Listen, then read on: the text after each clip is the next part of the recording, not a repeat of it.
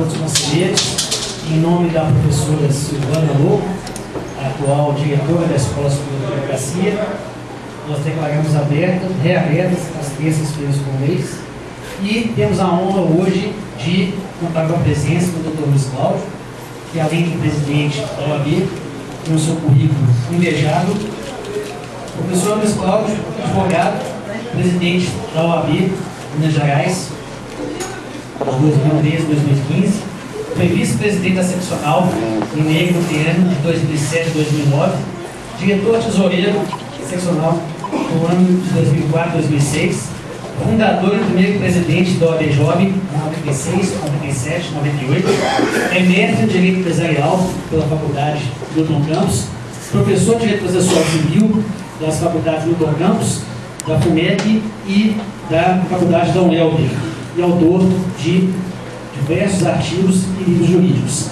A nossa aula de hoje será sobre a defesa no processo civil. Eu já passo a palavra para o nosso presidente. Obrigado.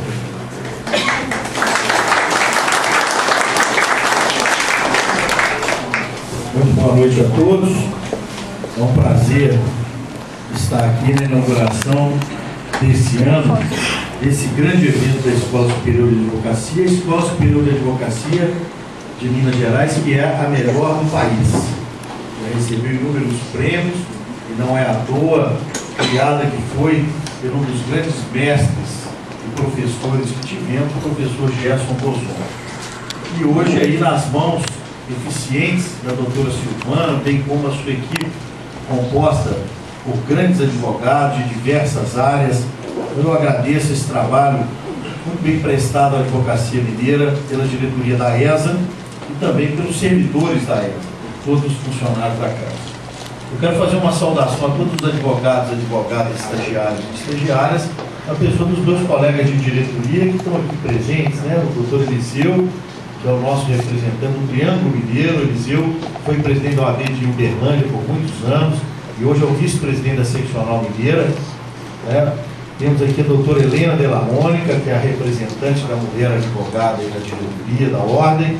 E temos aqui o nosso colega doutor Joel Moreira, que além de advogado, é vereador em Belo Horizonte, grande companheiro da diretoria da Ordem.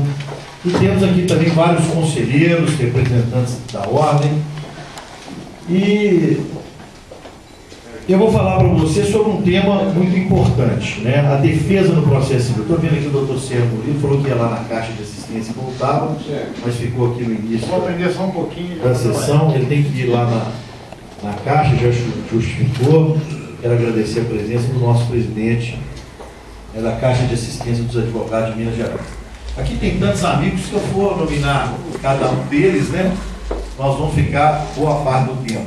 Eu quero passar o recado na maior brevidade possível. A gente falar sobre um tema importante, com riqueza de detalhes, mas também sem exceder no horário, que nós sabemos que aula muito longa é muito chata, né?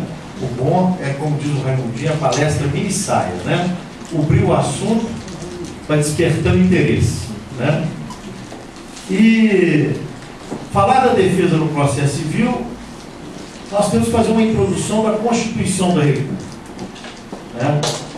A ampla defesa, o direito de defesa é um princípio constitucional inafastável do Estado Democrático de Direito. Portanto, quando a gente fala em defesa, nós temos que estar ciente que a defesa compreende vários atos e não apenas a entrega de uma mera contestação de uma peça formal de defesa. A defesa é a oportunidade da parte de se defender, de produzir provas, de participar e atuar, influenciando no resultado final da ação. Esse é o papel do advogado. Papel, inclusive, que muitas vezes não é compreendido por parte da opinião pública, né, especialmente no processo criminal, que vê o advogado como aquele que se coloca como um obstáculo à prestação jurisdicional eficiente. Não é verdade. A defesa busca não é um resultado final da ação. A defesa busca é que a sentença seja justa ao caso concreto. Que se houver uma condenação, que seja feita uma condenação fundamentada com base nas provas produzidas nos autos. Então a primeira coisa que nós vamos falar sobre defesa é exatamente isso. Quando eu vou fazer uma defesa, eu não posso me preocupar apenas com o primeiro ato do processo, que é a apresentação formal de uma peça contestatória. Eu tenho que me preocupar com todas as consequências que essa peça vai trazer para o processo. Por isso é que a gente compara, normalmente, né, o processo com o jogo de xadrez. Qualquer mexida que você vai fazer numa peça, mesmo no início de uma rodada de um jogo, você tem que refletir quais as reações que irão desencadear resultados na continuidade do jogo. Então eu não posso mexer a peça da torre sem saber qual a próxima peça que eu vou mexer no tabuleiro. Então quando eu vou apresentar uma contestação, eu não apresento ela aleatoriamente para depois preparar uma estratégia de defesa para o meu cliente. Eu tenho que preparar a estratégia de defesa e essa estratégia de defesa tem que ser coerente com a defesa que eu vou apresentar. Então, eu vou dar um exemplo aqui simples. Vou dar muitos exemplos na área de família, porque é uma área que eu advogo com muita intensidade. Olha, o meu cliente, às vezes é réu numa ação de investigação de paternidade. E o autor da ação alega que sua mãe teve relações sexuais constantes com esse seu cliente. Você vai preparar uma defesa. Você não pode preparar uma defesa sem uma consistência da prova que você vai produzir. Qual a prova que você vai produzir? Quais são as provas que se produzem numa ação de investigação de paternidade? Olha, um exame RH negativo tipo sanguíneo? Sim.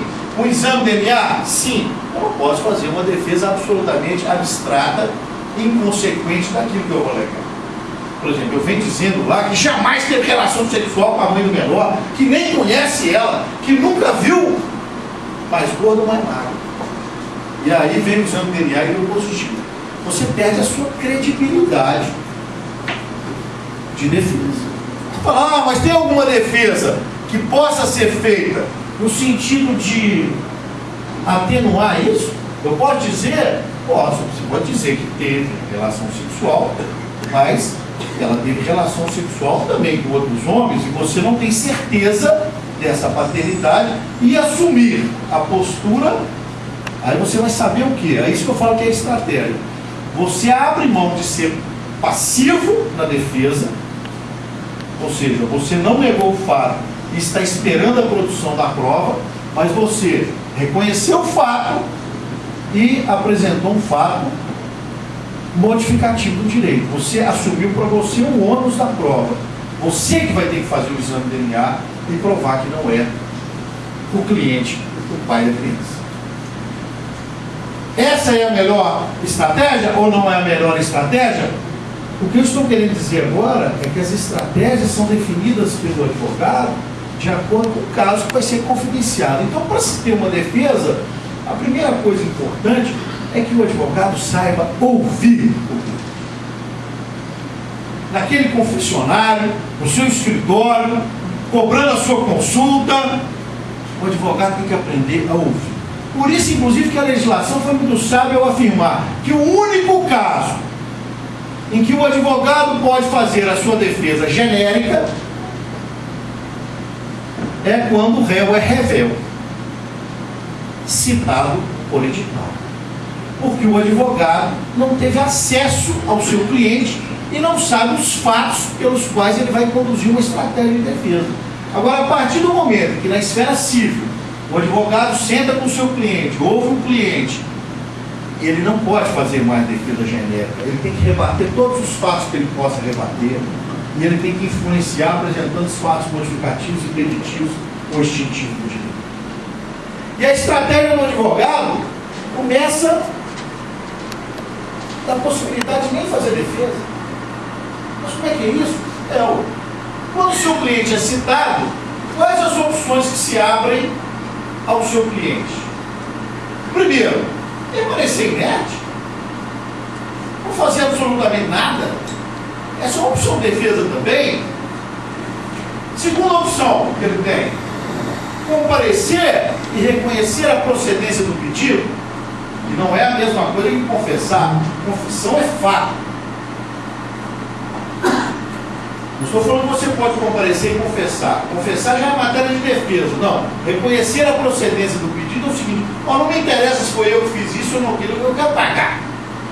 Eu estou reconhecendo a procedência do pedido. Não quero acabar com esse processo.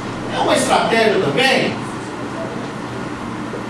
E apenas a terceira é contestar. Aí você fala, mas será que existem as outras? Existem, eu vou provar para vocês. Vamos imaginar que há 5 dias de uma audiência do rito sumário, o seu cliente foi citado. A área civil. A legislação estabelece que entre a audiência e a citação tem que ter um prazo mínimo de 10 dias. Descendo. Na justiça do trabalho, me parece que o prazo é de 5 dias. Não é isso? Vamos imaginar, seu cliente foi citado em cima.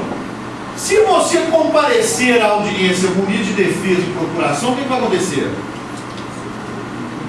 Suprida a nulidade de citação. E se a defesa estiver mal feita, ela vai para frente do dia. Não adianta você reclamar, não. Então, às vezes, é melhor ficar inerte. Eu tenho que pôr esse negócio. Doutor, mas o senhor segura que eu vou ganhar? Ou seja, é só sendo ruim que eu seguro. Então, nulidade de citação, defeito de citação, às vezes é melhor nem aparecer. Permanecer inerte. Ah, mas e se o juiz julgar a revelia? E com a revelia, tornar verdadeiro todos os fatos alegados na inicial? Às vezes, a sua defesa vai se apresentar a partir daí, no recurso. Você vai anular o julgamento, retornar para a citação, vai demorar mais 10 anos, não sei se é isso que o seu cliente quer ou não é isso que o seu cliente quer, mas se você está lá para fazer uma defesa, né, a sua estratégia pode ter sido até muito melhor do que ter se defendido, né, e o processo ter sido julgado depois de 6, 7 meses. Não sei qual é, né, a vontade do cliente, a celeridade ou não do processo, mas a defesa sua estará segura. E reconhecer a procedência do pedido. Também vou dar aqui um exemplo. Vou dar uma área trabalhista, inclusive, que eu vejo há muitos anos já, e uma área civil. Parcelas salariais incontroversas na área trabalhista. Seu cliente foi citado, você não tem o recibo de pagamento, se você não pagar, né, Guilherme? Guilherme é advogado trabalhista, se você não pagar na primeira oportunidade que lhe cabe, você vai pagar em dobro, né? Então é muito melhor chegar lá e pagar e reconhecer a procedência do pedido. Na área civil, dou um exemplo também, na ação munitória, o réu, expedido o mandado munitório na ação munitória do artigo 1108 do Código de Processo Civil, ele pode comparecer e reconhecer a procedência do pedido, que ele fica livre das custas e honorários advocatícios. Se ele embargar, que é a contestação na munitória, ele, posteriormente condenado, estará sujeito às custas, juros, correção monetária e honorários advocatícios. Então, pode ser uma estratégia também do cliente, né, citado, pós-expedição do mandato monitório, chegar lá e reconhecer a procedência do pedido. Mas nós, evidentemente, né, estamos habituados a, falando em defesa, né, dizer que o mais comum, que todos nós advogados nos valemos disso, é, citado, o cliente apresentar a defesa no prazo legal.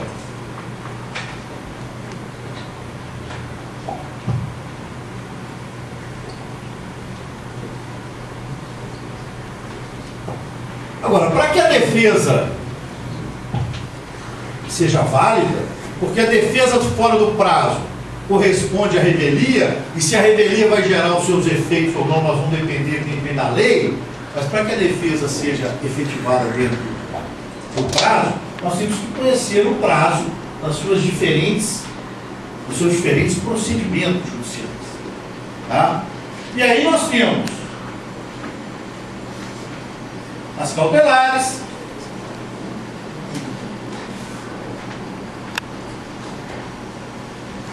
que de regra geral tem o prazo de 5 dias para apresentação das defesas. Temos o processo sincrético, o processo cognitivo, na sua primeira fase, né, que tem o procedimento ordinário, com prazo de 15 dias. Temos o procedimento sumário.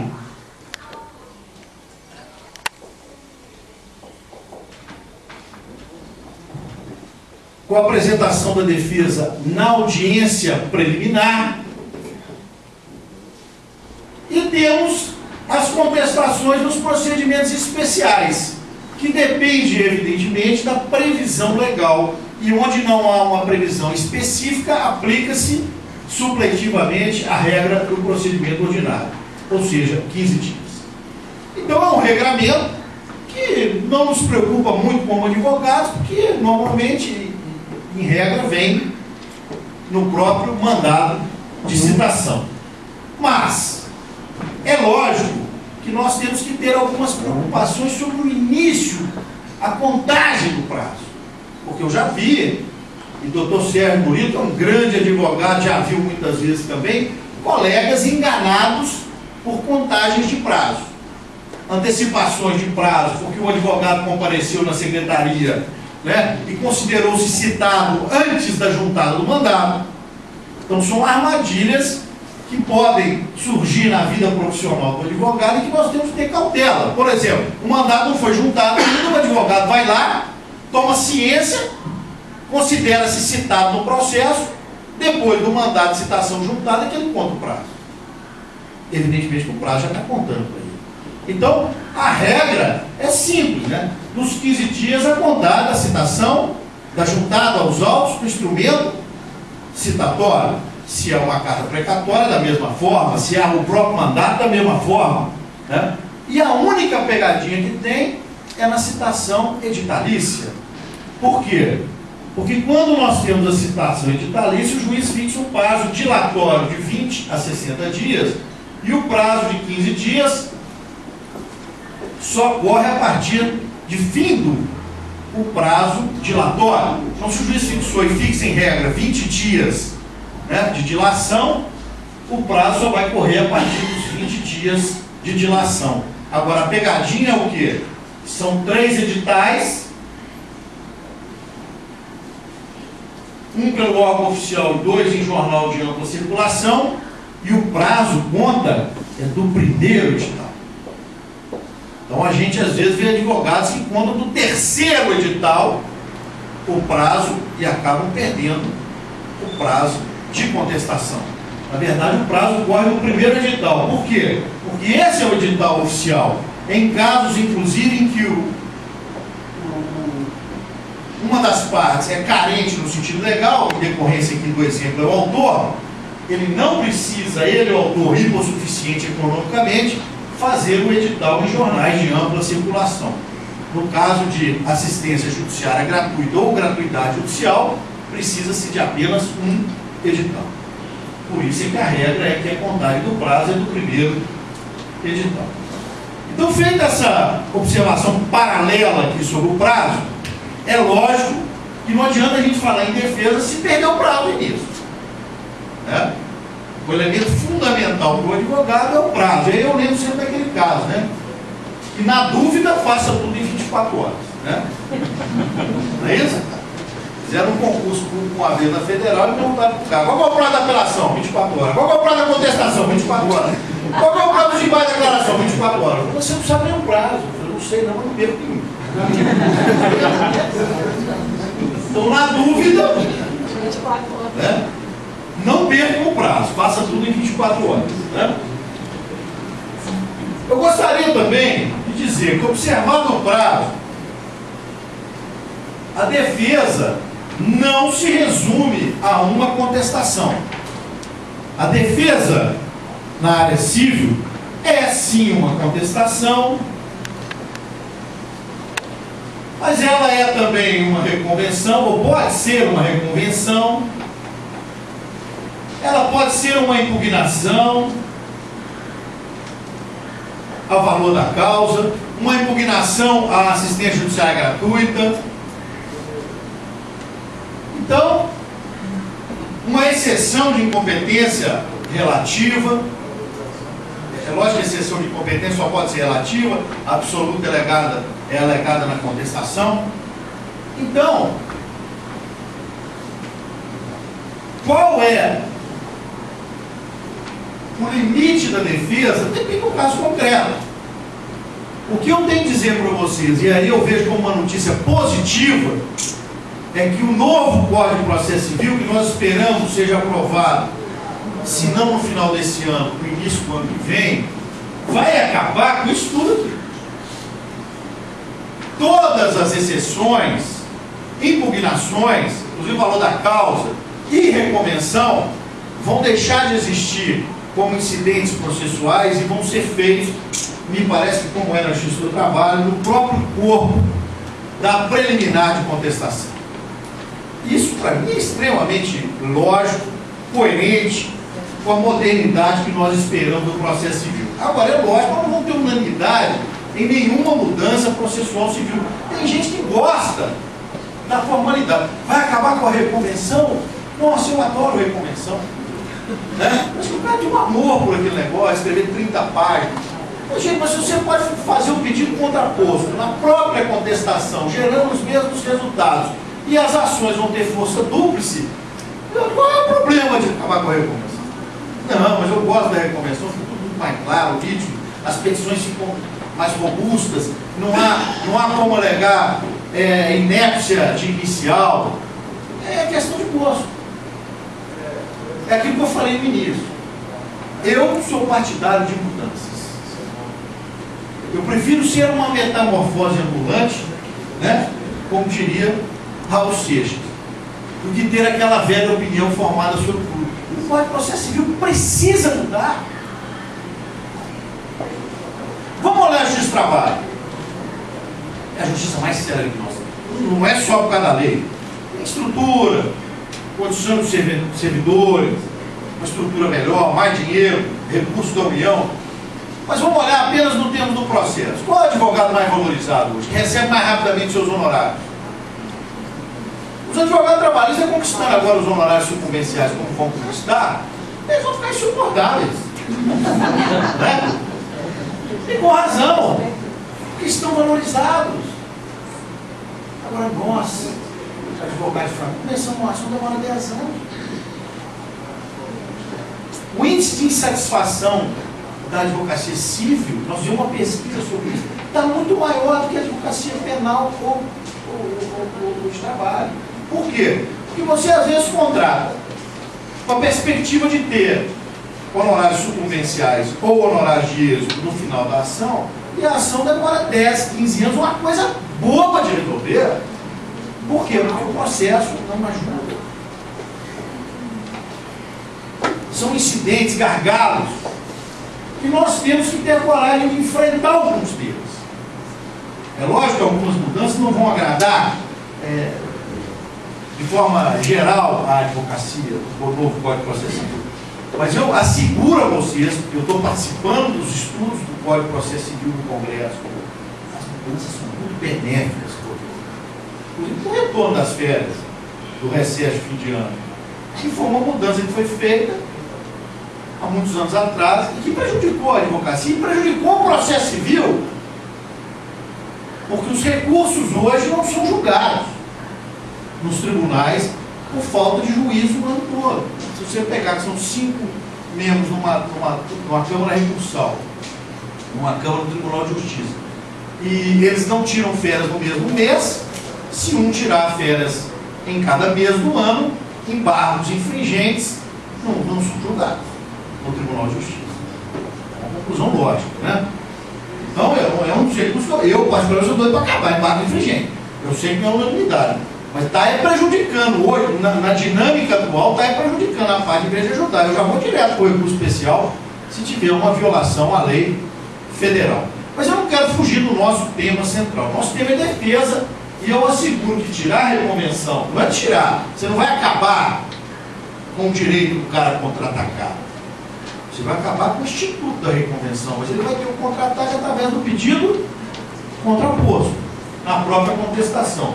Você não vai acabar com a impugnação ao valor da causa, você vai acabar com ela como incidente processual e colocá-la como uma preliminar de contestação. Da mesma forma, a exceção de incompetência, que deixará de ser alegada através do incidente processual e será alegada na preliminar de contestação, como é a incompetência absoluta. Tá?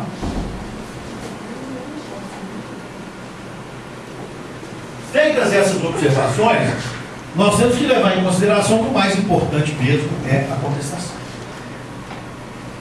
E a contestação, primeiro nós temos que falar daquilo que eu disse no início dessa exposição. É estratégia. E a primeira coisa que nós temos que fazer numa defesa é o que chama-se de tempestade de ideias. Você não faz a defesa, gente, abre a petição inicial e vai fazendo a defesa, não. Primeiro, você tem que modular a sua defesa, raciocinar a sua defesa, depois você escreve. E para modular a sua defesa, você primeiro tem que fazer a tempestade de ideias, ou seja, lê a petição inicial e fala, o que eu posso alegar? O que o meu cliente me disse que eu posso alegar em contestação? Eu posso negar o fato aqui? Eu posso apresentar fatos modificativos, impeditivos ou extintivos do direito?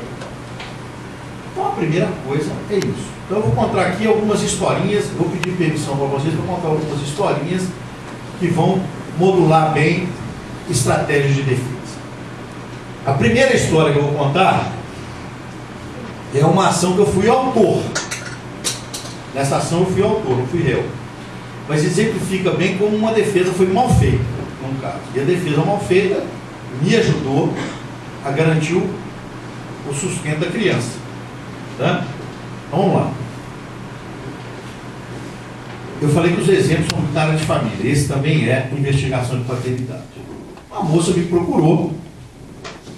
Eu era defensor público em Minas Gerais, trabalhava num porão aqui. E precisamente em 1987. Na época eu não podia nem entrar com investigação de paternidade contra homem casado. Você tinha que entrar com ação de alimentos, com prévia investigação de paternidade para efeito de alimento, porque o filho era ilegítimo. Isso é antes de 88, a posição de 88. Então, eu ajuizei essa ação em favor de uma moça contra um homem casado, diretor de uma multinacional. E ela muito pobre, humilde. E a gente começando a advogar, faz aquelas petições cheias de drama e amor, depois a gente fica mais objetivo. É cheio de... E eu coloquei lá que a mulher tinha uma conduta ilibada, eu nem conhecia ela direito. A conduta ilibada, eu não sabia quem era, foi tão bonito isso, conduta ilibada. Elogiei a mulher até. Né? E lá, num parágrafozinho, eu disse que ela não teve relação sexual com o réu. O que era mais importante, que era o fato constitutivo do direito, eu só coloquei uma linha. Mas falar que a mulher é maravilhosa, mas 3 páginas. Né? E aí chegou na contestação, o cidadão disse que ela tinha outros homens e juntou fotografias dela em bacanais, orgias sexuais com outros homens. Olha, mas era um Kama Sutra completo. Né? Tinha uns 10 homens com ela. Nossa. Aí, qual é o prazo para impugnar a contestação? Quando tem fato modificativo? 10 dias. E na época não tinha celular. E se tinha, não tinha isso. Né? Eu então mandei um telegrama que ela tinha que comparecer urgente aqui. Ela chegou no último dia do prazo. O advogado é sempre assim, né? No último dia do prazo. Na hora que ela chegou, eu mostrei aquelas fotos. Tá vendo aqui? Perdemos a ação.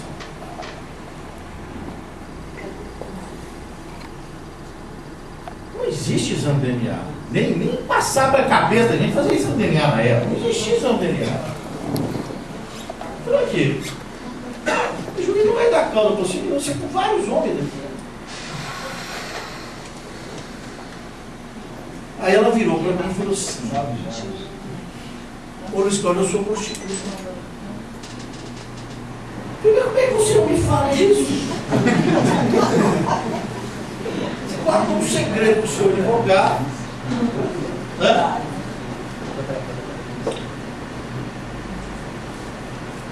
Por que você não me disse isso? Ela falou, mas isso não é uma coisa que a gente diz assim, não, Luiz Cláudio? Você não perguntou. Mas não é coisa que ele pergunta assim também, né?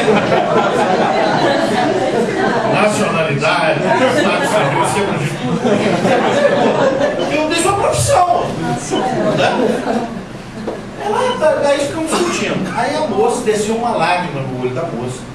E ela disse o seguinte: realmente eu quero desistir da ação. Se meu advogado não acredita em mim, como é que eu vou ganhar a ação? Então a primeira regra de defesa é que o advogado é o primeiro juiz da causa. Tanto para pegar a causa quanto para defender, você tem que acreditar no seu cliente. Se empenhar pelo resultado dele e não ter pré-conceitos. Porque ali eu identifiquei o seguinte: o advogado ele não pode ter pré-conceitos, ele tem que ter conceitos a partir das informações do processo. Porque o juiz tem que julgar o que está no processo, não é o que está fora do processo. Não me interessa se ela é prostituta, se não era prostituta. Vamos ver o que é o processo. E é aí que eu me dei conta de que em nenhum momento eu tinha ficado tão chocado com as fotos, que em nenhum momento eu tinha olhado tecnicamente o processo. E a advocacia é técnica. Até por técnica é que o advogado tem que se emocionar. Eu costumo dizer que o advogado dando júri, ele pode fazer um espetáculo maior, mas até por técnica. O advogado não pode perder a razão em nenhum momento, bater pouco com o juiz, bater pouco com a outra parte. Se fizer isso, tem que ser por técnica. E aí eu fui olhar o processo. Essa mulher me compeliu a fazer isso. Na hora que eu fui olhar o processo, eu vi um defeito gravíssimo na defesa. E qual era o defeito gravíssimo na defesa? Quando eu entrei com a petição inicial, o réu não negou em nenhum momento que tivesse tido relação sexual com a mãe do autor. Pelo contrário, ele deixou bem claro que teve relação sexual com ela, mas que ela tinha tido com outros homens. E juntou a foto daquela regra do homem. Aquela loucura quase toda. Mas ele atraiu para ele o ônus da prova. E qual a prova que ele fez? Fotografias. Com negativo. Na época tinha negativo. Eu então peguei os negativos, rapidamente fui olhar as datas do negativo. Todos antes da concepção da criança. Antes do período em que ele conheceu ela. Então o que eu fiz? Fiquei caladinho. Atravessei uma petiçãozinha de 5 linhas só, dizendo o seguinte: que as fotografias nada provavam. Ponto. Foi uma audiência sem julgamento. Eu não levei nem testemunho. Por quê? Eu não tinha que provar mais nada, não. O que eu tinha que provar já estava provado. Que teve relação sexual, porque não foi negado esse fato. Quem tinha que fazer a prova? O réu, que ele não era o pai. Não tinha exame DNA na época. O advogado do réu achou que já tinha ganhado com as fotos, não levou testemunha também. Chegou na audiência, os dois sem testemunha, o juiz começou praticamente a debochar de mim. E eu lá com meus 24 cara de bobo, sentido, né? E o juiz falou: doutor, o senhor não trouxe testemunha? Eu falei: não trouxe. O senhor também não? Falou: não. Então eu já vou julgar, falando pela hora. Alegações orais. Nem depoimento pessoal, doutor, o senhor não quer? Não, ele já confessou. O juiz, como é que é? Ele já confessou. Aí eu fiz as alegações orais. E meu cliente me mostra. Ganhou a ação por quê? Porque o réu na contestação não negou que tivesse relação sexual. Se ele tivesse negado, tinha dificultado o meu trabalho, muito mais. Por quê? Porque ia ser difícil, eu teria que provar que a mãe do menor teve relação sexual. Ele poupou o meu trabalho. Ele reconheceu para mim esse fato. E ele não conseguiu desincumbir-se do seu ônus probatório que ele assumiu, que era de provar que o filho era de outro homem, não dele. Porque as fotos que ele apresentou, como eu disse, não provavam absolutamente nada. Então esse é o primeiro caso que eu vou contar para reflexão. O segundo que eu vou contar é para outro tipo de reflexão. O primeiro foi para mostrar que nós temos que ter técnica. O segundo, eu vou mostrar que nós não somos obrigados a ganhar a causa, né? Vamos fazer uma defesa. E aí eu quero dizer para vocês o que é ganhar a causa? Ganhar futebol a gente sabe, o cara fez mais gol que o outro. Né? Vale a bola na rede, não é isso? Eu vou ganhar uma causa. O que é considerado ganhar uma causa? Armar uma defesa que dificulte o réu a ter alguma saída da contestação. Tá, então eu vou te dar um exemplo aqui. Ó. Vamos imaginar que você teve uma relação sexual com uma moça, Sandro. Você é casado, vai dar problema. Mas vamos imaginar.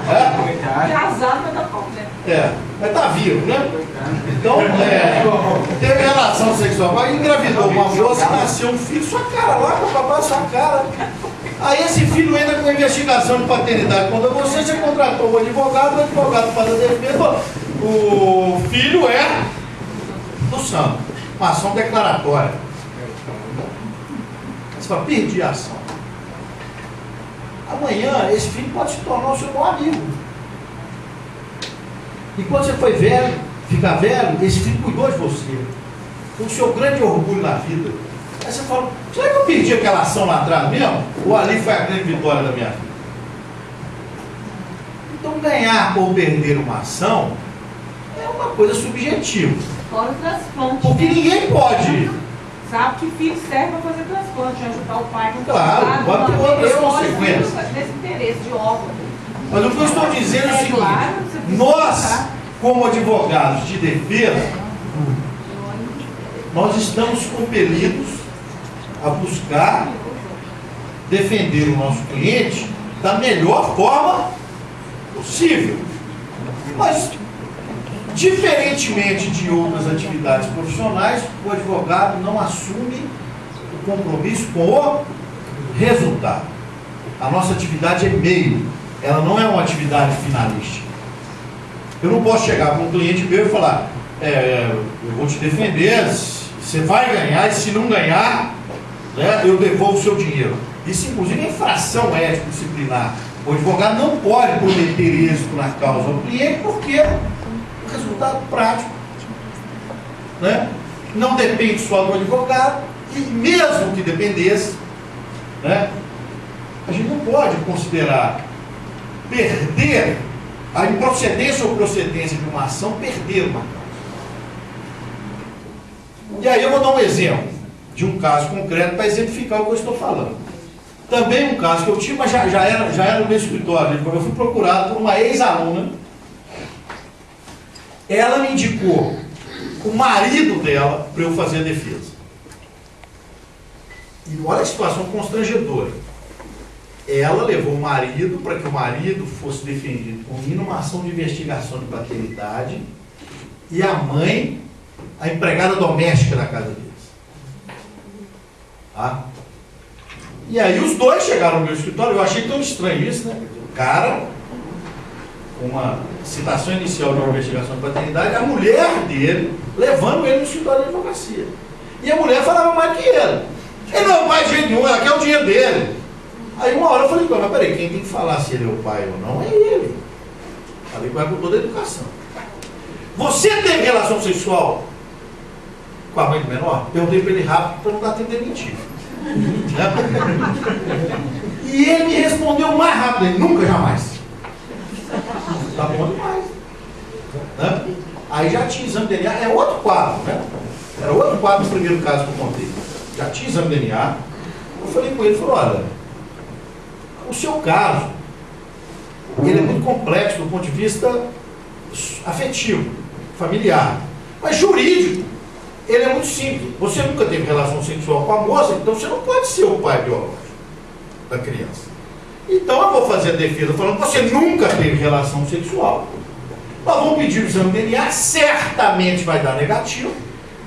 Não é isso? Não inventaram espermatozoide sintético. Não tem jeito dela ganhar essa ação. E você vai ganhar. Assina contrato de honorários aqui, procuração, amanhã eu já começo a fazer a sua defesa e eu estou absolutamente tranquilo. E na hora que ele saiu, eu bati nas costas, o senhor também está tranquilo. Olha, né? Eu estou tranquilíssimo. No dia seguinte, 6h30 da manhã, esse cara me liga. Ele não estava tranquilo. Ele me liga 6h30 da manhã, falou, Luiz Cláudio, eu preciso conversar com você. E eu fui com um problema. Eu falei, espero que não seja o cheque que me deu ontem. Para descontrair um pouquinho e tal. Eu recebi ele na primeira hora do dia do escritório. E aí ele chegou para mim e falou assim, Luiz Cláudio, eu tive uma relação com essa moça. Aí eu falei com ele, olha, uma relação, o Bill, se coincide com a concepção da criança, mudou tudo, você pode ser o pai. Aí ele falou, então foram 1000. Eu falei, qual é a igreja? Você se libertou. Esse cara devia estar com peso nas costas dele. Devia estar com peso sem tocar nas costas. Eu falei, olha, mudou tudo. Mudou tudo. A estratégia de defesa já mudou. O exame DNA hoje, né? Quer dizer, se você teve relação, foi sem preservativo, você pode ser o pai. Então nós vamos ter que mudar a estratégia, caprichar na defesa dos alimentos, né? Porque eu tenho que fazer a defesa agora já pensando nos alimentos também. Se você for o pai, a consequência é natural, o pedido é acumulado. Aí ele, então agora você está mais preocupado. Você pode estar mais tranquilo, desabafou, agora eu já estou mais preocupado. Falei com ele. Mas também não é o fim do mundo. E aí, esse caso, eu chamo de páginas da vida, eu conto muito esse caso nas palestras do interior, porque esse caso é muito emblemático pelo seguinte. Nós reconhecemos que ele tinha tido uma relação sexual com a moça. Pedimos um exame de DNA dizendo o seguinte, ele não conhece a vida da mulher, se ela tem outros parceiros, o exame de DNA, nós sabíamos que o exame de DNA é que definir mesmo a paternidade, o pedido era baseado na paternidade biológica, não era afetiva. E fez o exame, o que deu o exame? Positivo. Não deu nem 99,9, deu 100%. Pá, deu 99,9, não. Ele pediu para repetir. Luiz Cláudio, pode ter erro? Eu falei, pode ter erro, é negativo, para positivo não pode ter erro. Não tem erro positivo, tem erro negativo. Não, mas eu quero fazer de novo. Você paga? Paga. Vamos fazer de novo, pede para o juiz. O juiz aceitou, pum, 99,9 em outro laboratório. Na hora que eu vi o menino, ele podia ter economizado o dinheiro dele. Cara dele, né? Quando você então, aí o que eu fiz? Na hora que saiu o resultado positivo, eu atravessei uma petição para o juiz pedindo audiência de conciliação. E falei com ele, olha, você vai ter que reconhecer a paternidade. Você é um pai, pô. E vão ofertar os alimentos dentro da sua possibilidade. Isso é defesa também, ó. Eu não vou ficar esperando o juiz te condenar, ó. Você tem que ser proativo aqui, ó. Eu sou o pai e quero pagar 10% que eu ganho. Que 30% também eu não aceito, não. Senão nós vamos brigar. Eu tenho outro filho, ou não tenho outro filho. Nesse caso ele não tinha outro filho, mas ele tinha argumento para falar, 10% é bom demais. De pensão. Então vamos antecipar e ofertar os 10%. Ele aceitou. Só que chegou na audiência, Na hora que ele propôs o acordo, a mulher começou a chorar. E disse que queria que ele ficasse com a guarda do filho. Fato novo. O cara entrou para a audiência sem ser pai, ia sair com um menino. Já com a guarda. Ele já ia responder que aceitava, porque tem ser humano só pensa em dinheiro. Ele já estava preocupado em economizar os netos dele. Na hora que eu propôs, você fica com a guarda, tem que pagar pensão? Não tem dinheiro. Você tem uma mulher na sua casa. Se você conversar com ela, depois você chegar com ninguém lá. Eu que lembrei, eu que ele era casado. Aí eu pedi ao juiz 30 dias de prazo. Excelência, 30 dias de prazo, uma decisão de guarda, é complexo. Ele é casado. Aí a mulher desabou em choro. E disse que não tinha 30 dias de vida. Ela tinha uma doença crônica gravíssima, um atestado de fase terminal, tomando os remédios violentíssimos. E aí na audiência ela desabafou que não queria prejudicá-lo. Como é que são as coisas? Quando alguém entra com uma ação contra o outro, a gente sempre tem aquele negócio de quis prejudicar o outro. Ela falou, olha, eu não tinha outra opção. Eu entrei com a ação porque eu não tenho parentes vivos. E eu tinha que deixar a criança com alguém. E achei muito bonito que você assumiu a paternidade assim que o exame de DNA saiu. Porque essa criança ia ter que ser entregue a um lugar qualquer de crianças abandonadas. E não é que os 30 dias não foram suficientes, a mulher morreu. E ele então, mesmo que não quisesse, assumiu a guarda do filho. E a vida é tão extraordinariamente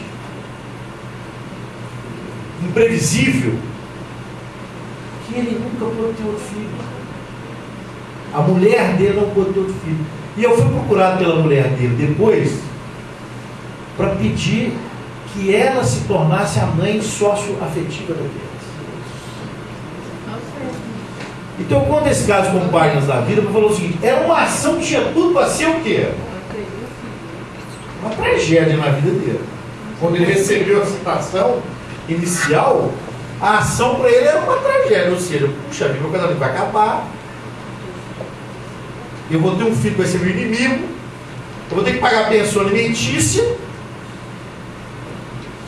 e no final ele ganhou o filho. É o que eu falei com o Sam. Hoje o filho é o orgulho dele, eles mandam cartão para mim no Natal, como advogado. Então o processo, ele não pode ser enfrentado apenas como uma resistência. Defesa não é só a resistência. Se o processo for só resistência, você diz uma coisa, eu contraponho aquilo, não há brecha para negociação. Acabou, o processo não vai resolver nunca. O processo é para propiciar a pacificação social. Então você nunca pode fazer da sua contestação um instrumento que impossibilite a pacificação social. Tiver que ser duro, como é que é aquela frase? Duro, mas com ternura? Sem perder a ternura. Né? Por exemplo, eu que milito na área de família, eu falo com o pessoal, não leva o problema de família para a polícia não, gente. Isso não resolve nada. Ah, mas se não fizer isso, né, como é que a mulher vai ter prova? Que prova? O divórcio hoje é um direito contestativo. Para que você precisa falar mal do outro para divorciar? Não deu certo? Foi um prazer ficar casado com você. Não dá mais. Eu não quero. Não precisa ofender. Era um erro do legislador que obrigava um a falar mal do outro porque tinha que ter uma conduta desonrosa, uma grave violação dos deveres conjugais. E um ficava jogando pena no outro. Quer dizer, a pessoa serviu para ficar casado com o outro 25 anos. No 25º ano, em um dia, é a pior pessoa do planeta Terra. E começa a brigar. Aí vai para a polícia, vai para a delegacia. E aí, mesmo ganhando a ação, aí eu vou falar do invertido. Eu falei do que perdeu, ganhou. Eu vou falar do que ganha e que perde. Mesmo que ganhe a ação, sai derrotado. Eles ficam todos estruturados. Eu vi um caso uma vez que o juiz contou, eu não vi, o juiz contou. Na hora a gente fica depois, o juiz fazia isso com a parte, mas ele falou uma verdade, que a gente tem vontade de falar. Um cara, uma vez, insistindo que o juiz declarasse que a mulher dele era infiel. E o juiz, doutor, não precisa disso, não precisa dessa declaração no processo, eu vou decretar o divórcio sem culpa. Não, eu quero que o senhor declare a culpa dela. Mas para quê? Isso aí não influencia mais nos alimentos, não influencia na guarda dos filhos, para que o senhor quer? Eu quero. Então o senhor vai pegar minha sentença e colocar lá, socorro. Quase teve problema entre os dois lá na hora. Mas o juiz falou uma coisa, eu vou te dar um atestado de cornice então, o senhor quer isso? Que a sentença fala que o senhor foi chifrado? Dou agora! Mas não vai servir para nada. A não ser para destilar o ódio. Então ganhar ou perder, né? Eu não posso deixar de dar exemplo também na área empresarial. Você não fala, pô, mas só exemplo de família, família não representa tudo. Na área empresarial nós vamos ver isso também. E aí eu dou um terceiro exemplo, terceiro caldo de defesa.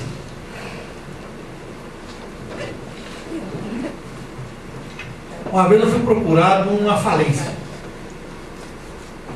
Me contaram um caso lá da falência. Na hora que eu analisei os documentos todos, para ser o mais breve possível, na hora que eu analisei os documentos todos, o meu cliente, que era o réu, não tinha defesa. O que eu disse para ele então? E aí eu quero saber, você como advogado, você tem coragem de falar para o seu cliente coisa que ele não quer ouvir? Por que o cliente não quer ouvir? Ele tem que pagar. O cliente não quer ouvir isso não. Ele quer falar o quê? Eu vou dar um jeito. Né? E aí eu olhei, fiz um estudo e falei assim, aqui meu amigo, você tem que pagar. Ah, mas não tem dinheiro para pagar não. Então você está confirmando o que o autor está falando. Você é insolvente. Você não vai falir. Ah, mas eu tenho um carro, eu posso vender o carro de hoje para amanhã, o carro vendia rápido na época, eu posso vender o carro e pagar. Eu, pois faça isso. Eu falei com ele. Pois faça isso e pague.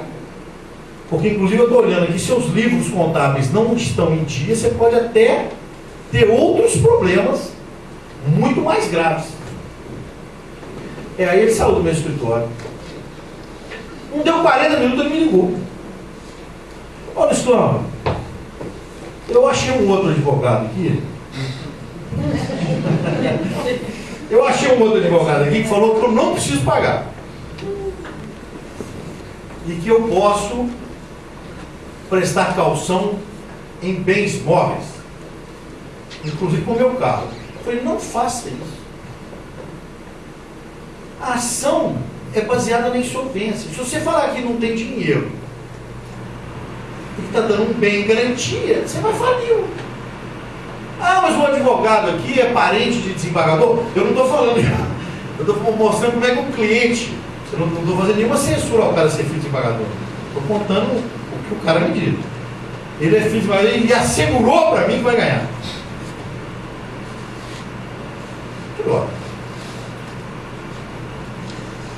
Então ele sabe mais do que eu. E eu não vou pegar essa causa e passar esse mico amanhã.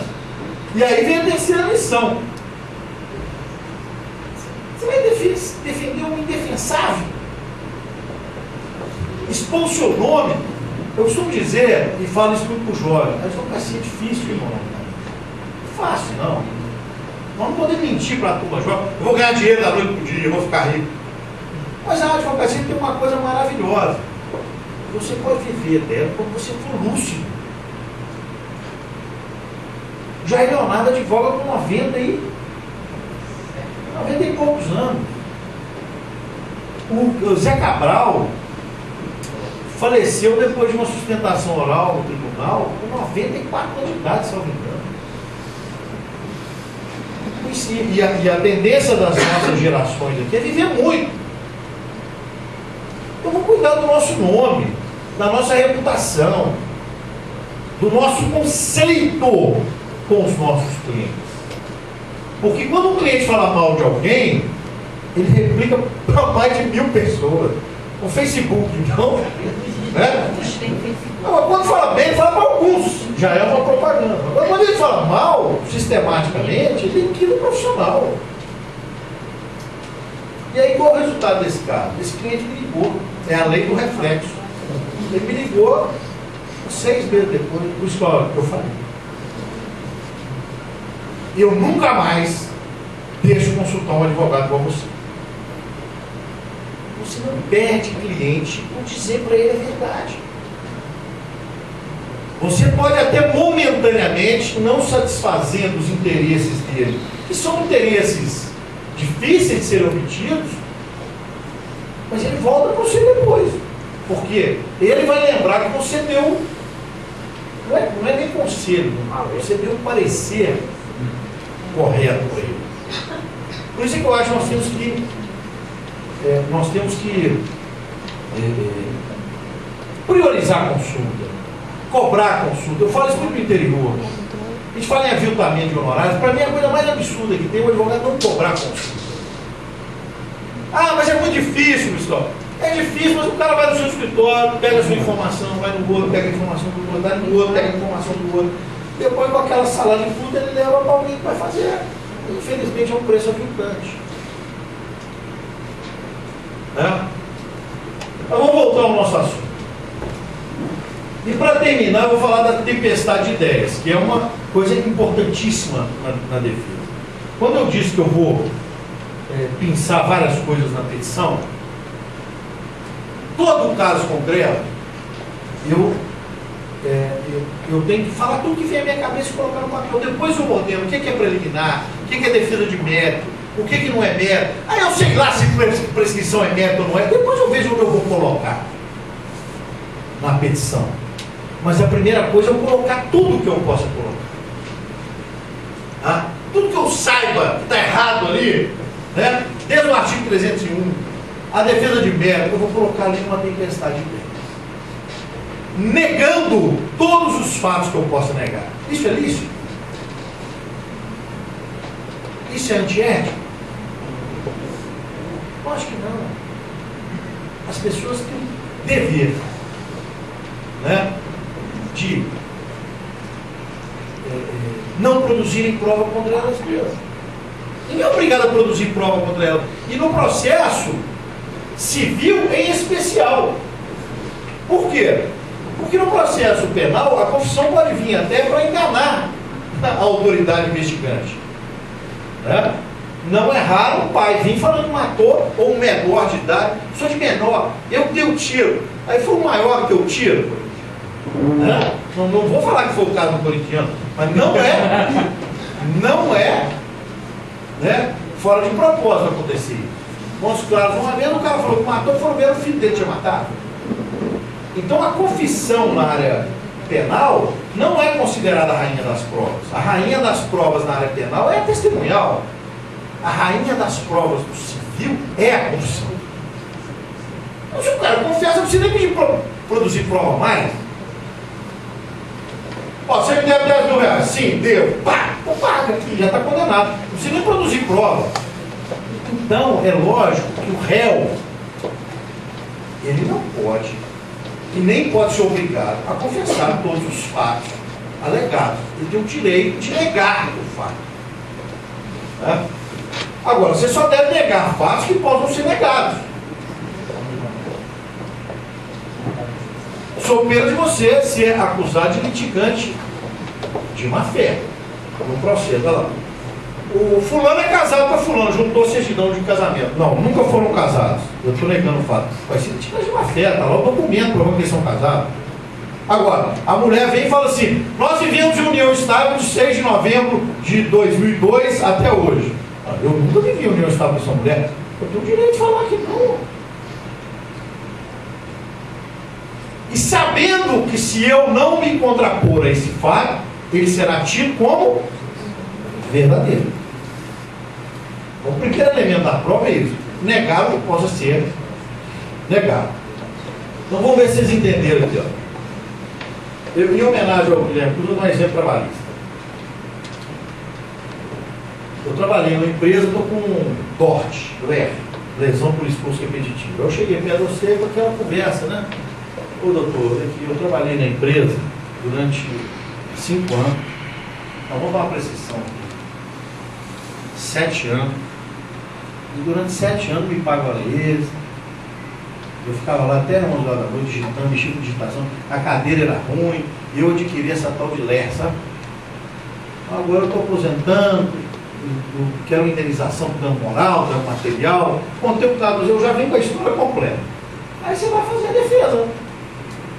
Você vai fazer a petição inicial e pediu lá. Dano moral, dano material, hora extra, pá de coisa. Aí o advogado da empresa vai se defender. Aí um dia eu fiz um teste desse com uma parte-teste que é igual a essa. Vamos pegar só um ponto desse ataque da petição inicial e dessa defesa.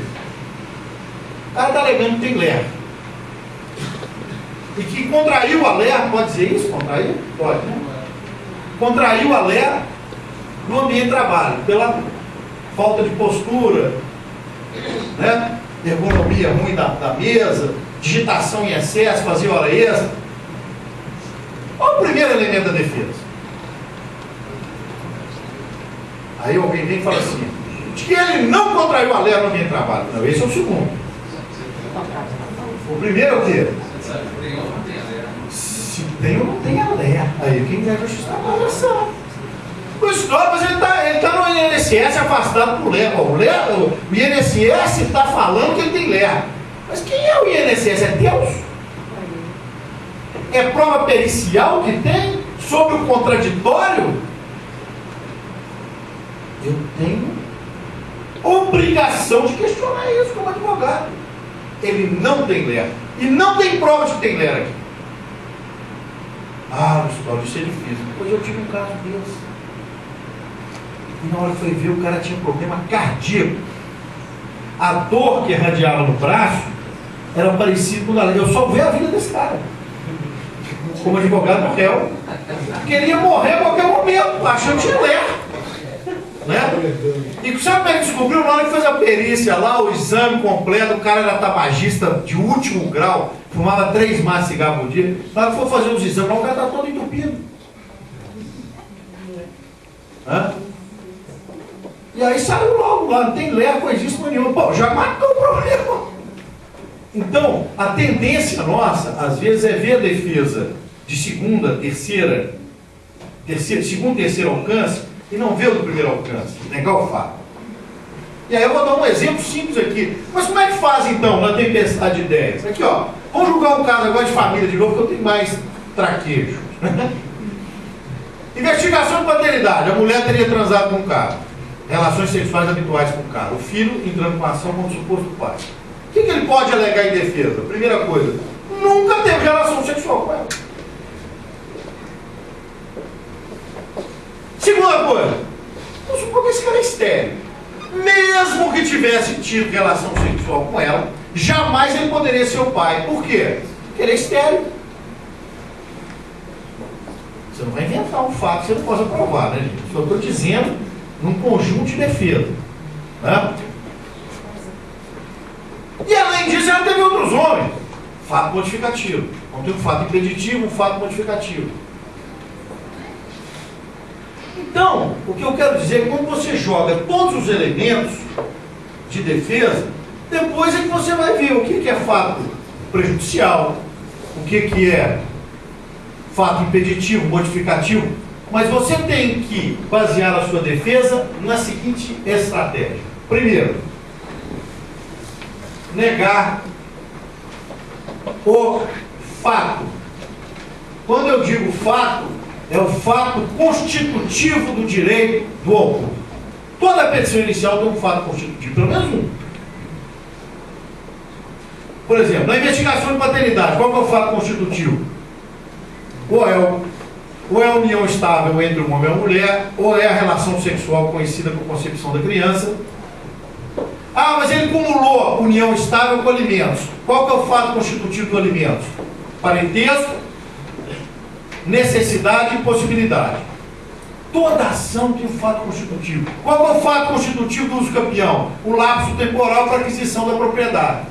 Qual que é o fato constitutivo na ação possessória? O fato constitutivo na ação possessória é posse anterior, perda da posse, esbulho possessório. Toda ação tem fato constitutivo. E quando você identifica o fato constitutivo, você tem que, se possível, negar.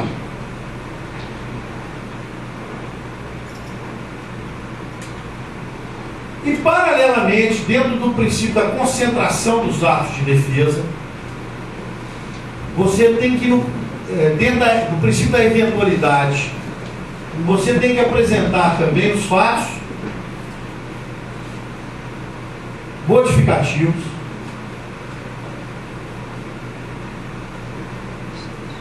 impeditivos e ou, extintivos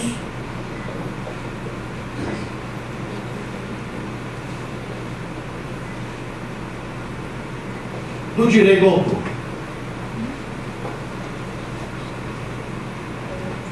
Então essa é a defesa de mérito. Nego o fato, apresento, se puder, se eu tiver esses fatos, fato modificativo, impeditivo, extintivo. Qual que é a diferença? Quando eu nego o fato, o ônus da prova é do autor. Quando eu apresento fato modificativo, impeditivo ou extintivo, o ônus da prova é do réu. Então qual é a melhor defesa que tem? Os dois juntos, no princípio da eventualidade. Eu nego o fato e apresento fato modificativo, impeditivo ou extintivo. Essa é a melhor defesa que tem. Por quê? Porque eu assumo uma posição de passividade em relação à prova, mas eu posso provar também se precisar. Tá? Antes do mérito, compete à parte, porém, alegar as preliminares de contestação. O que são preliminares de contestação? Resumindo, é defesa processual. E aí a principal dúvida: decadência e prescrição é o quê? Mérito. Existe uma discussão se é impeditivo ou extintivo do direito ou prejudicial de mérito. Mas ela é mérito. As preliminares são apenas aquelas previstas no artigo 301 do Código de Processo Civil. Vamos lá. Deixa eu ler tudo aqui de cabeça. Nulidade ou defeito de citação. Inépcia da petição inicial. Incompetência absoluta, porque a relativa é alegada aqui. Perempção, coisa julgada, litispendência, carência de ação, que são as faltas das condições da ação, ilegitimidade de causa, falta de interesse de agir, impossibilidade jurídica do pedido, falta de prestação ou caução quando a lei o exige. Existem ações em que você tem que prestar cauções anteriores, a rescisória, a ação rescisória, no exemplo, você tem que depositar 5% do valor da causa. Coisa julgada, convenção de arbitragem, aliás, é a única das preliminares de contestação que o advogado não pode esquecer de jeito nenhum. Porque todas as outras aí que nós mencionamos, a carência de ação, são matérias de ordem pública que podem ser alegadas a qualquer tempo. Então, se você esqueceu aí, você pode alegar mais adiante. Você paga pelas custas de retardamento do processo, mas pode alegar, até em qualquer grau de jurisdição, inclusive. Incompetência absoluta, eu não aleguei na contestação, não aleguei no meio do processo, eu posso alegar lá na frente e anular o processo todo. Eu vou pagar custas de retardamento, mas eu posso fazê-lo. Agora, a convenção de arbitragem, ela é de direito privado. Se eu não alego na primeira oportunidade, e aí a defesa, a primeira oportunidade, eu abri mão do juízo arbitral. Porque o que é a convenção de arbitragem? É quando duas partes assumem um compromisso arbitral de submeter os litígios oriundos de um pacto, de um contrato, a um juízo previamente definido. É o juízo arbitral, ou uma câmara de arbitragem, ou uma pessoa natural para julgar. Em decorrência disso, se alguém se acha prejudicado, ele tem que ir para o juízo arbitral. Se ele vai para o Poder Judiciário, né, a outra parte tem que alegar. Aqui, ó, o juízo arbitral, a convenção de arbitragem. O juiz, então, é obrigado a extinguir o processo sem análise de mérito. Agora, se o réu não apresenta na contestação em preliminar a convenção de arbitragem, pressupõe que ele renunciou, pela autonomia da vontade da parte, abriu mão da convenção de arbitragem. Nós temos ainda, né, a incapacidade da parte, que são os defeitos de representação, como preliminar também, que deve e pode, né, ser arguída pela parte. Então, nós já montamos aqui uma contestação. Começo pelas preliminares, relaciono todas as preliminares do 301 que porventura possam existir, lembrando que existem algumas preliminares que são meramente dilatórias. O que é uma preliminar dilatória? Ela não causa extinção do processo, apenas corrige alguma irregularidade apontada. É o caso, por exemplo, da conexão. A conexão visa o quê? Extinguir o processo? Não, visa modificar competência, remeter o processo a outro juízo, que é o prevento para a solução do conflito, né? E existem preliminares que são peremptórias, ou seja, que causam a extinção do processo, como é o caso da inépcia da inicial. Uma vez configurada a inépcia da inicial, o juiz tem que extinguir o processo, né? E o advogado só pode ajuizar a outra ação se ele corrigir o defeito, né, acarretado na petição inicial.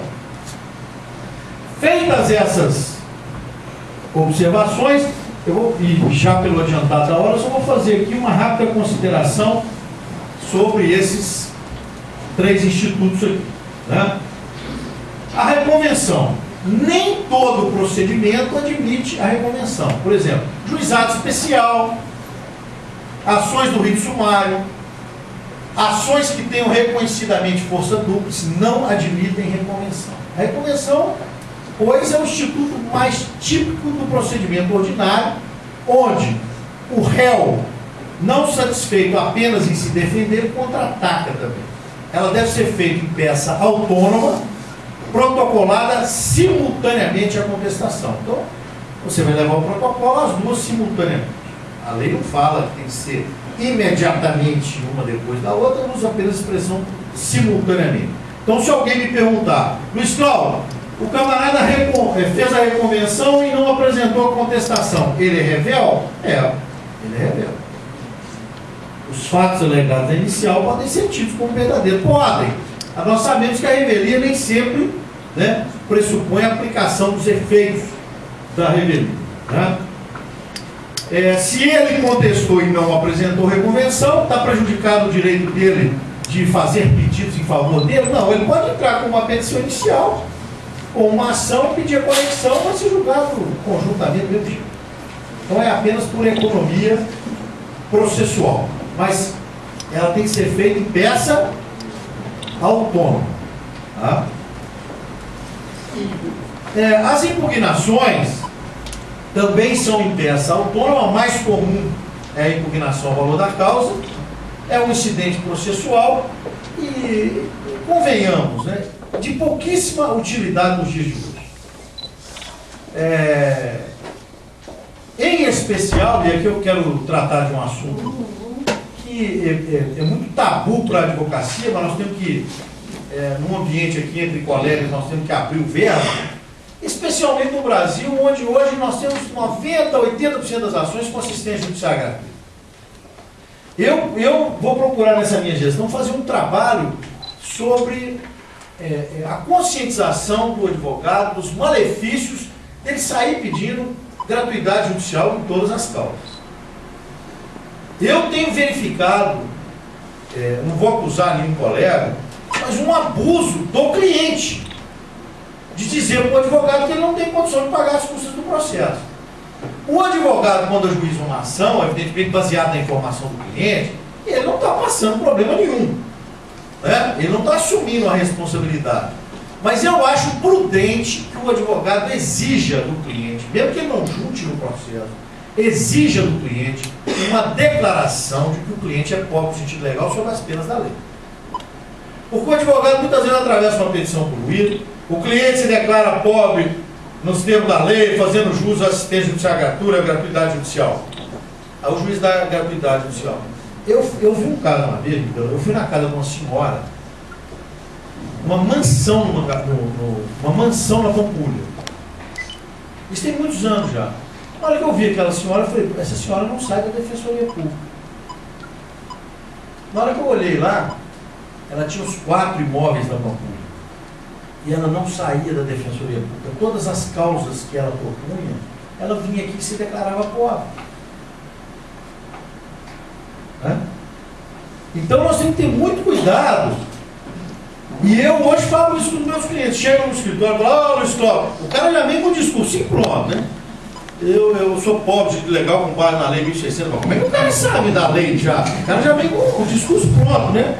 Aí eu falo com ele o seguinte, olha, deixa eu falar uma coisa para o senhor vai assinar um papel aqui para mim e eu vou acreditar no senhor. Mas, se tiver uma impugnação à gratuidade judicial e o senhor perder, o senhor pode ser processado por falsidade ideológica.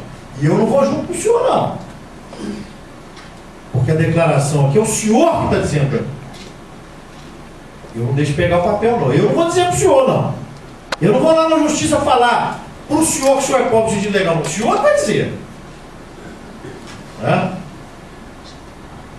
Porque o pedido indevido prejudica até o colega de você. Porque se o cara perde a ação, ele não paga nem o honorário de sucumbência. Que ficam suspensos pela, né, de serem inexigíveis em razão dele. E às vezes está vendo que o cara tem uma condição econômica. Então é só um desabafo aqui, um parênteses desse tópico, né, da impugnação. Por quê? Porque hoje as impugnações ao valor da causa vão até perdendo sentido. Porque se alguém entra com uma ação, ó, eu estou entrando com uma ação contra você de indenização e o valor do pedido é de 500 mil reais. Mas você sabe que eu não tenho dinheiro nenhum, coloco a gratuidade judicial, aí eu ponho o valor da causa 100 reais. Para que você vai impugnar o valor da causa, julgar ele para cima, se eu não vou pagar custos nem sucumbência?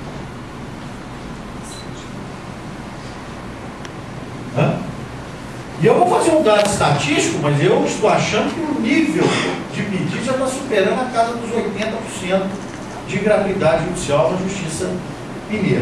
Né? Essa prática na concessão, assim, só no defende, Você tem pedido? sim, fazer um post-it, comprovando gastos, ele consegue mudar gastos.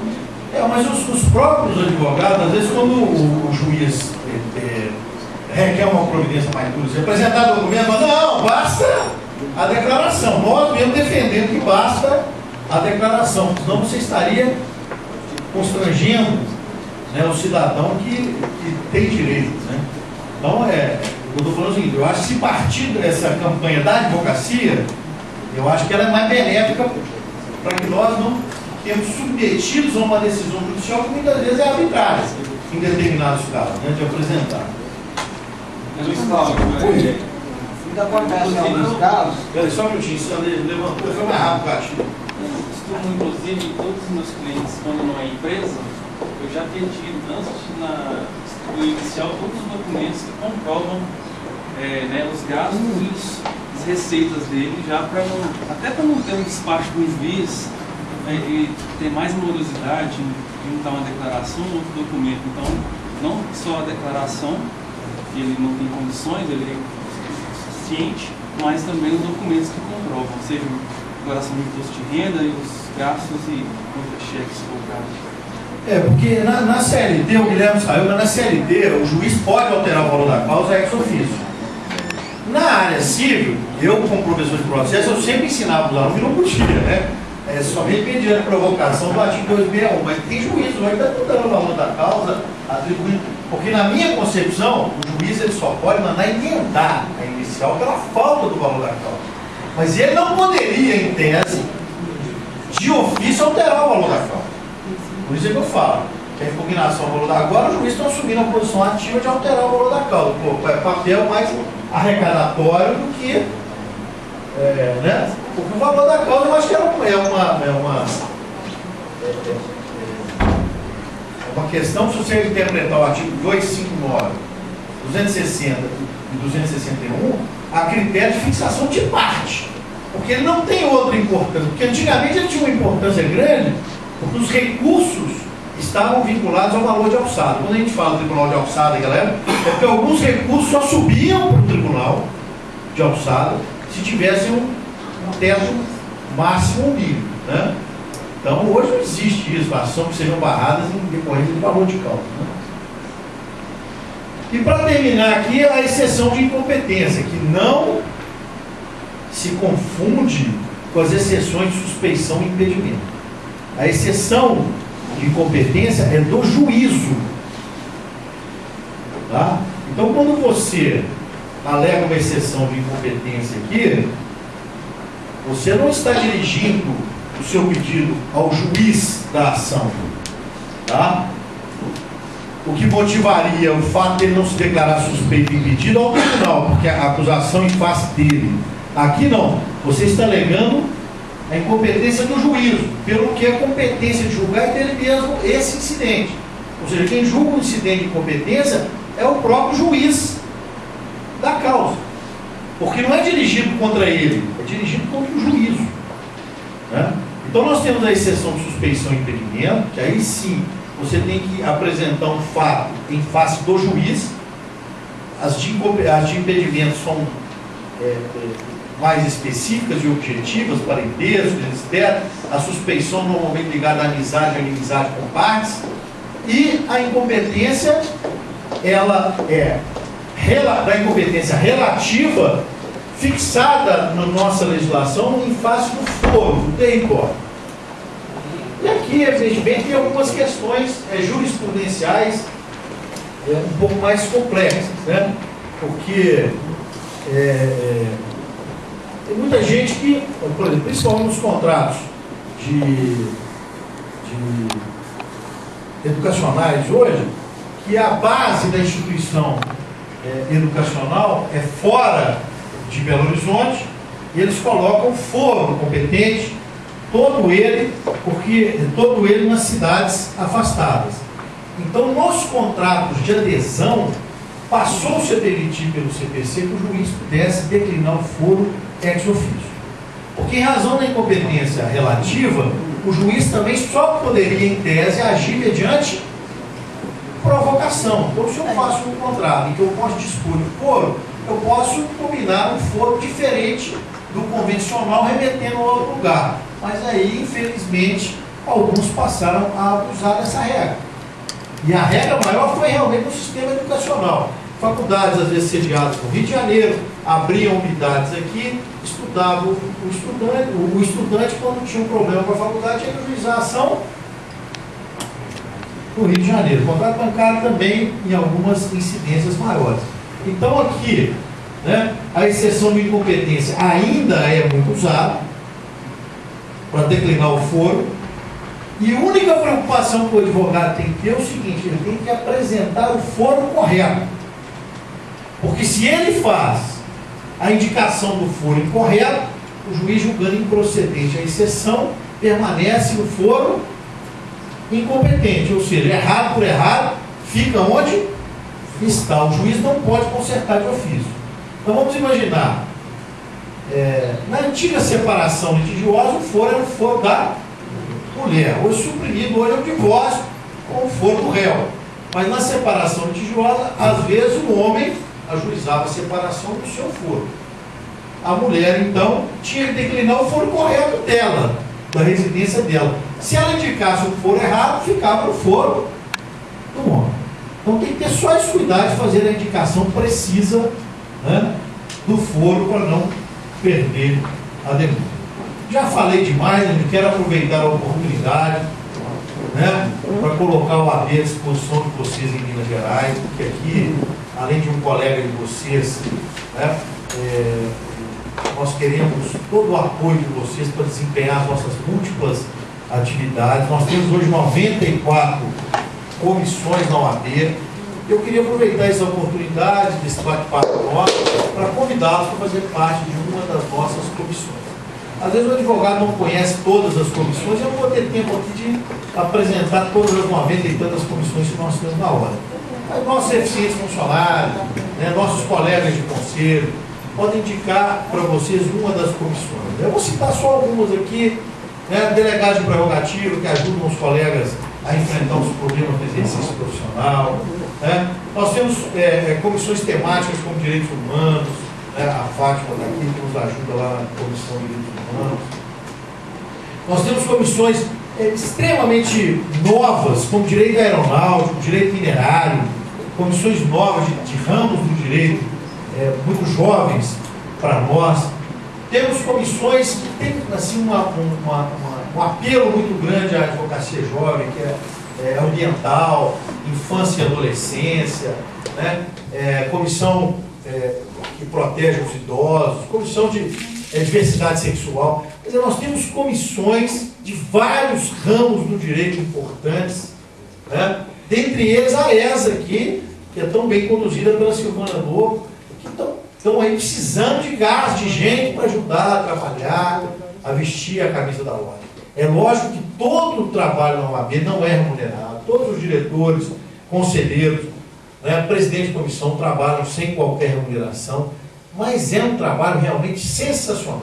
Eu sou apaixonado. A Silvana foi muito bem escolhida para ser diretora. Eu acho excelente professora, pessoa, né? Ela é humana. E o trabalho na ordem, ele traz uma riqueza de experiência muito grande, até nas dificuldades. Agora nós estamos convivendo aí com a greve do serventuário. Eu falo o seguinte, eu usei uma frase na minha posse, eu falo o seguinte: o advogado ele aprende cedo a superar os obstáculos. Mas na faculdade, no exame de ordem, e aí eu usei uma frase na posse, que é o seguinte: pedras no caminho, nós encontramos várias, e temos que com elas edificar o nosso castelo. Então o advogado é aquele que sabe viver com as dificuldades humanas, porque a gente vive exatamente as dificuldades humanas. A nossa matéria-prima não é o concreto e o cimento como é a engenharia, né? Não é o corpo humano como é a medicina. A nossa é a alma, né? Nós trabalhamos com gente, nossas relações são humanas, né? Nós trabalhamos com a raiva, com o amor, com o sentimento das pessoas. Então é por isso que eu falo, nós somos realmente pessoas preparadas para enfrentar desafios, né? Por isso que eu falo, até os desafios da ordem vão nos fazer crescer como pessoa, e são os desafios que o advogado supera que vão fazê-lo vencer também como profissional. Então fica aí o convite para que vocês participem da nossa querida OAB. Um abraço a todos, boa noite. E eu vou me colocar, eu não sei como é que funciona o texto com ele aqui, né? Mas eu vou me colocar à disposição para responder as perguntas. Não tem uma rodada de fogo? Né? Se eu não souber a resposta, eu pergunto para os universitários. O Carlinhos está meio afiado, o Carlinhos veio lá de Caxambu, um amigo nosso, viu, Carlinhos? Levanta aí, pessoal que faz. Ele é delegado de prerrogativa. Não para assistir o escola, não, para ver se estava cheio, para contar para o pessoal. Muito obrigado pelo Luiz Cláudio, muito rica, verdadeira aula, a sua exposição. E a pedida da Dona Silvana, também nós inovamos com os nossos colegas, para os nossos colegas do interior, A palestra foi filmada e a gente já pede a sua autorização de público para que ele não negue. Divulgamos no YouTube e também no site da ESA para que todos os nossos colegas que não puderam assistir sejam brindados com essa rica exposição. Devido ao adiantado da hora, nós podemos abrir para 3 perguntas. Eu sei que o meu amigo já tinha uma, né? Não, eu só queria complementar o que o Luciano estava falando com relação à Lei 715 combinada com a 1060, porque às vezes você vai juntar a declaração de pobreza do seu cliente, aí o juiz vai falar assim, uai, está juntando declaração de pobreza do cliente dele, mas compareceu na audiência constituído com advogado, então ele tem condições de pagar o advogado. Se ele está com declaração de pobreza, ele deveria procurar o defensor. É só isso que às vezes acontece. Obrigado, Sandra. Alguma pergunta? Perguntas? Então eu vou pedir para o doutor Eliseu. E deixar só não deu nem chance de ficar perguntando, não. Sem mais perguntas? E deixar só uma outra sugestão. Eu sou da família de Mariana, lá da fama do pessoal é gaveteiro, né? As mesas tem gavetas, na hora que chegava a visita, você não tinha o prato dentro da gaveta, fechava a gaveta. Quer, ninguém quer.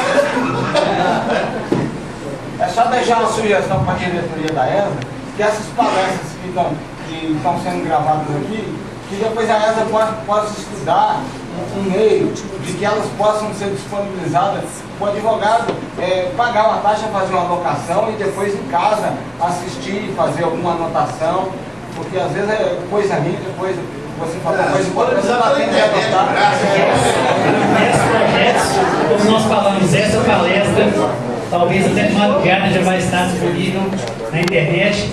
E haverá também cursos de pós-graduação no Censo. O curso já está sendo apresentado na área de direito penal. O curso de pós-graduação vai ser coordenado pelo doutor Guilherme Marinho. E outros cursos também virão aqui pela ESA. Faz alguma pergunta, pessoal? Para não falar mais negativamente.